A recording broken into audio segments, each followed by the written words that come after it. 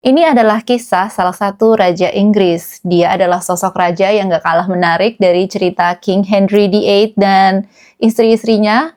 Dia adalah raja dari dua kerajaan sekaligus, yaitu Skotlandia dan Inggris. Hidupnya penuh dengan skandal, percintaannya dengan para favorit laki-lakinya. Ya, pacarnya emang laki-laki, walaupun dia tetap hidup berdampingan dengan Queen Anne of Denmark sebagai istrinya sampai akhir.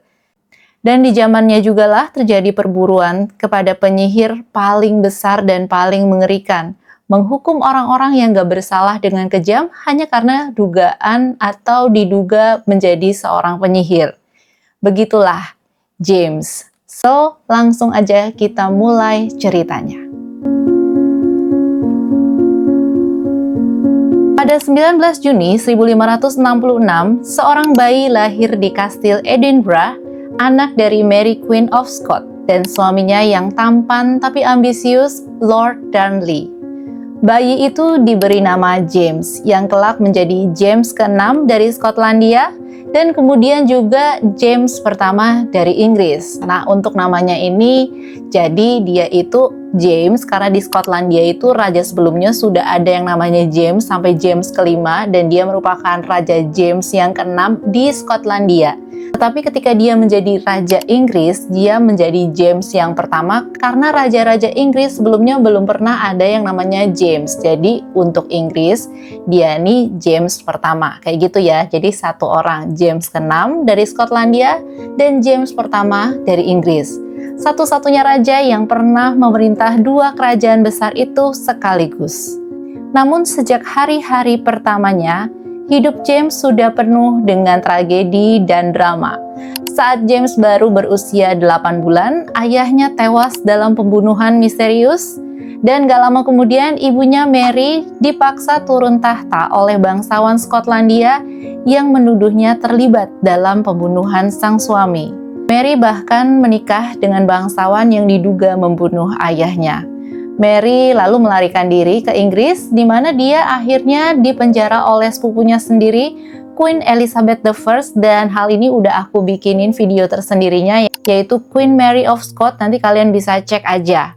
Dan ketika ia lari ke Inggris, dia malah dipenjara oleh sepupunya ini selama 19 tahun, dan akhirnya juga dieksekusi oleh Ratu Elizabeth pertama ini. Di usia 1 tahun, bayi James dinobatkan sebagai Raja Skotlandia. Tapi tahta itu bukanlah kekuasaan sejati. James tumbuh di bawah pengawasan ketat para bangsawan dan guru yang keras. Maklum ya, kedua orang tuanya ini nggak campur tangan dalam pendidikan James karena orang tuanya udah nggak ada. Ayahnya meninggal dan Mary harus kabur-kaburan tadi ya. Ia dididik dalam semangat Calvinis oleh George Buchanan yang menanamkan prinsip bahwa raja seharusnya tunduk pada hukum dan moralitas, bukan hanya memerintah sekehendaknya. Meski tubuhnya lemah, dia menderita masalah persendian dan sering sakit-sakitan, tapi otak James sangat tajam. Dia mahir dalam banyak bahasa. Dia suka banget berdebat dan seorang penulis ulung. Namun, kesepian di masa kecilnya, pengkhianatan bangsawan di sekitarnya yang cuma mau ngambil kesempatan aja, dan absennya kasih sayang dari orang tua membuat James tumbuh sebagai sosok yang penuh kecurigaan dan sangat tergantung sama orang-orang terdekatnya. Tahun 1603 menjadi momen yang besar. Ratu Elizabeth I wafat tanpa ahli waris. Lewat garis keturunan nenek buyutnya, Margaret Tudor, James adalah pewaris sah tahta Inggris. Dia berangkat ke London dan dimahkotai sebagai James pertama dari Inggris. Raja pertama yang memerintah dua kerajaan sekaligus, yaitu Inggris dan Skotlandia. Ini maksudnya kerajaan Inggris dan kerajaan Skotlandia, ini rajanya adalah James. Tapi Inggris dan Skotlandia sendiri pun tetap menjadi dua kerajaan yang terpisah ya guys. Namun Inggris bukan Skotlandia. Di London, James dihadapkan pada parlemen yang kuat, bangsawan yang lebih licik daripada di Skotlandia, dan masyarakat yang belum tentu siap menerima raja dari utara. James yang dibesarkan dengan gagasan bahwa raja adalah wakil Tuhan di bumi, sering berselisih dengan parlemen yang ingin membatasi kekuasaan raja. Keyakinannya pada hak ilahi raja atau divine right of kings membuat ketegangan politik tak terhindarkan. Masalah terbesar James di tahun-tahun awal di Inggris adalah ketegangan agama. Inggris saat itu terbelah antara Protestan dan Katolik. Banyak umat Katolik awalnya berharap James yang berdarah Katolik lewat ibunya akan bersikap lebih lunak, akan bersikap lebih toleransi kepada Katolik. Tapi mereka akhirnya kecewa karena James justru memperkuat hukum anti-Katolik. Kekecewaan ini melahirkan Gunpowder Plot tahun 1605. Dan aku juga udah pernah bikin videonya, kalian bisa langsung cek aja cerita detail tentang peristiwa Gunpowder Plot dalam pemerintahan King James ini ya. Sekelompok ekstremis Katolik dipimpin oleh Robert Catesby berencana meledakkan gedung parlemen, membunuh raja dan seluruh bangsawan Protestan. Untungnya rencana itu terbongkar. Guy Fawkes, salah satu pemberontak, ditangkap dengan 36 barel mesiu. Konspirasi ini gagal. Tapi ketegangan agama makin tambah tajam aja waktu itu di Inggris. Dan James makin keras pada umat Katolik. Di balik politik kerajaan, kehidupan pribadi James juga menarik perhatian. Sejak muda, dia selalu dekat sama laki-laki yang jadi favoritnya dan bisa dikatakan pacarnya atau punya hubungan yang romantis dengan laki-laki. Di Skotlandia, dulu ada yang namanya Esme Stuart, yang merupakan sepupunya sendiri. Di Inggris, favorit pertamanya adalah Robert Carr, pemuda yang tampan yang jatuh dari kuda dan langsung mencuri perhatian raja. Carr ini naik daun, jadi Earl of Somerset dan jadi tangan kanan raja. Namun waktu itu Robert Carr tersesat dalam skandal ketika istrinya Frances Howard terlibat dalam pembunuhan sahabat Carr sendiri, yaitu Sir Thomas Overbury. Overbury dipenjara dan diracuni perlahan-lahan. Skandal ini mengguncang istana. Carr akhirnya diadili dan dipenjara, meski James kemudian mengampuninya. Jadi dia bisa dikatakan kehilangan kekasih romantisnya ya. Tapi nggak lama kemudian muncullah favorit baru yang bernama George Villiers. Villiers ini adalah pemuda yang tampan dan cerdas. Dengan cepat dia menjadi Duke of Buckingham. Pengaruhnya luar biasa, bahkan lebih besar dari Carr.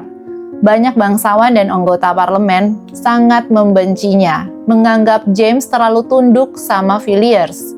Banyak kebijakan luar negeri, bahkan urusan pernikahan putra mahkota, yaitu Charles, ditentukan oleh Villiers. Itulah cerita Raja James yang sangat-sangat tergantung pada kekasih romantisnya ini ya, dan ini sangat mewarnai pemerintahan kerajaan Inggris pada masa itu. Salah satu sisi gelap James lainnya adalah obsesinya sama penyihir, dan kisah ini berawal pada waktu James dan Queen Anne of Denmark ini akan menikah.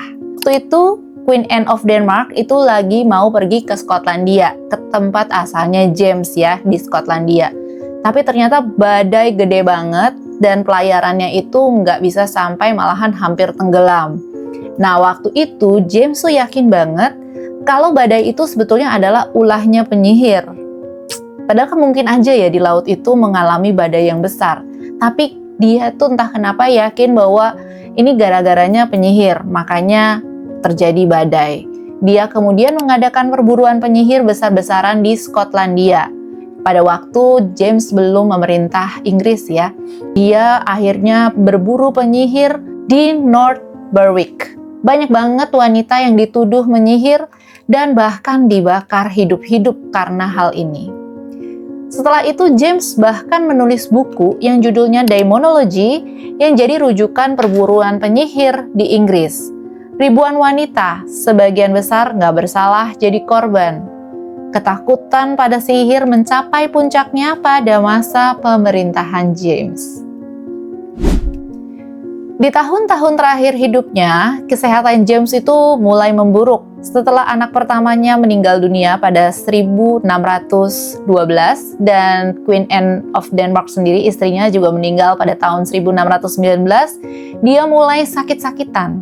Dia menderita radang sendi, batu ginjal, dan juga sering mengalami demam. Dia sering jarang muncul di depan publik, lebih suka beristirahat di istana dan berburu. George Villiers tetap berada di sisinya. Hingga pada Maret 1625, James jatuh sakit di Theobald Palace. Ada dugaan bahwa Villiers dan ibunya memberikan plester misterius pada tubuh James. Banyak yang mencurigai adanya racun, meski sebenarnya nggak pernah terbukti. Desas-desus ini terus beredar. Dan pada tanggal 27 Maret 1625, James wafat di usia 58 tahun. Setelah memerintah Skotlandia selama hampir 58 tahun loh, lama banget ya. Dan Inggris selama 22 tahun. Dia lalu digantikan oleh putra keduanya ya, karena yang pertama itu meninggal tadi Henry.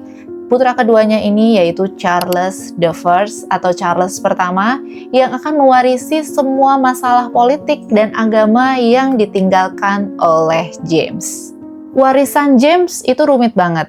Dia sukses membawa dua kerajaan besar ke dalam satu mahkota dipimpin oleh satu orang. Ini dia baru pertama kalinya ya yang memimpin dua kerajaan sekaligus. Dia mendorong perdamaian, menghindari perang besar, dan juga memprakarsai penerbitan King James Bible. Jadi kalau kalian beragama Kristiani, mungkin kalian nggak asing dengan Alkitab yang bacanya King James Version. Itu memang diprakarsai oleh si King James pertama ini ya. Nah, versi Alkitab ini akhirnya dipakai luas hingga kini. Namun di sisi lain, dia sebenarnya gagal membangun hubungan yang sehat dengan parlemen. Dia terlalu bergantung pada favoritnya atau pacarnya tadi ya, si George Villiers. Dan ini memperdalam konflik-konflik yang ada di Inggris pada saat itu, termasuk konflik agama. Semua ini menjadi warisan pahit bagi Charles I yang hanya dalam waktu singkat akan membawa Inggris ke dalam perang saudara dan kejatuhan monarki. Dan kita bakal cerita tentang Charles I di next video kali ya, menggantinya bahwa pada masa pemerintahan Charles, akhirnya terjadi perang saudara dan kejatuhan monarki. Karena awalnya sebenarnya James ini yang juga tidak terlalu percaya pada parlemen atau nggak mau nurut sama parlemen. Dia lebih mau itu memutuskan apa-apa sendiri atau berdiskusi dengan favoritnya. Dan itu juga sebenarnya yang banyak dilakukan oleh Charles I. So, begitulah kisah King James ke-6 dan pertama dari Inggris, seorang raja yang cerdas banget, ambisius, dan penuh dengan kontradiksi, skandal-skandal, dan ini sebenarnya seru banget, unik banget ceritanya ya, si James ini. Dan jejaknya masih terasa sampai hari ini. Gimana teman-teman? Thank you banget yang udah lihat video aku hari ini dari awal hingga akhir. Kalau misalnya tadi ada yang kurang, ada yang mau direvisi atau aku salah ngomong, salah bicara, ada yang harus dibenerin, silahkan tulis aja di kolom komentar. Kita bakal balik lagi cerita tentang Raja Charles atau siapa nih? Aku nggak tahu, nanti kita lihat aja ya. Yang pasti aku akan balik lagi minggu depan untuk cerita-cerita yang lebih menarik lagi. Jangan lupa selalu dukung aku dengan subscribe, like, dan boleh juga komentarnya. Thank you very much. See you in my next video. Bye.